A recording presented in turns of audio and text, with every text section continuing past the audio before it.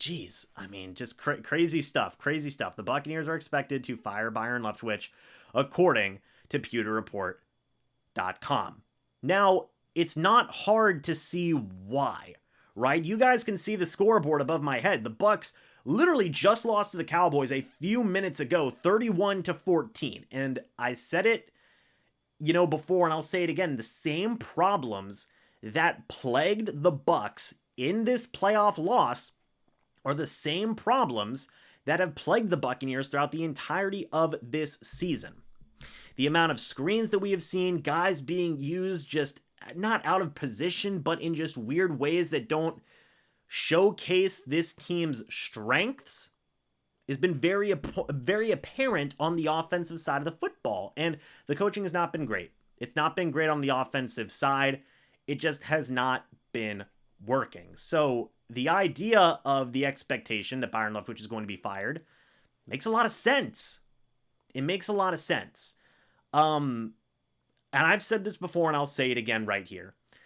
Byron Leftwich, without Bruce Arians, just can't do it as an offensive coordinator, at least as far as this year's evidence is.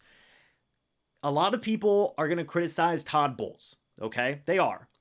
And besides this game obviously didn't go well for the Bucs, 31 points. The defense did not play well in this game, but I think if you look at the entirety of the season as a whole, Todd Bowles showcased that as a head coach, he can still coach good defenses. He can still do the things that he did while Bruce Arians was head coach of the team. But Byron Leftwich, on the other hand, has not been able to showcase has not been able to showcase a consistency without Bruce Arians on the team.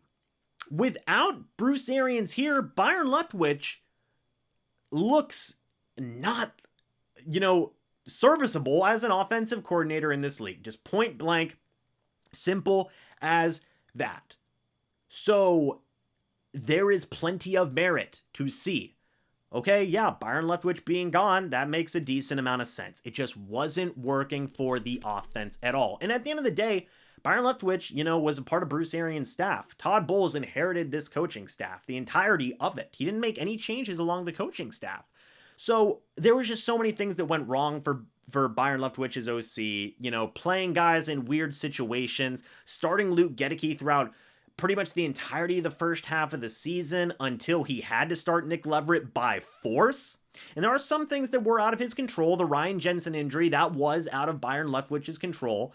Rob Gronkowski retiring wasn't good. Ali Marpet retiring wasn't good. There were some issues there, right? There were some things that were taken away. But we've seen offensive coordinators do a lot more around the league with a lot less. Look at the Seattle Seahawks. Look at the Detroit Lions. Look at a lot of these different OCs around the league who are able to get productive things out of their offense with less talent than what the Bucs had this year. That's one of the biggest reasons as to why I think that Byron Leftwich has got to go. He looks exposed without Bruce Arians there. He just made some mind-numbing decisions in terms of starting guys and putting guys in weird different types of situations. The play calling was off, just seemingly in a lot of critical situations. The red zone was not good. The third down was bad throughout the entirety of the year.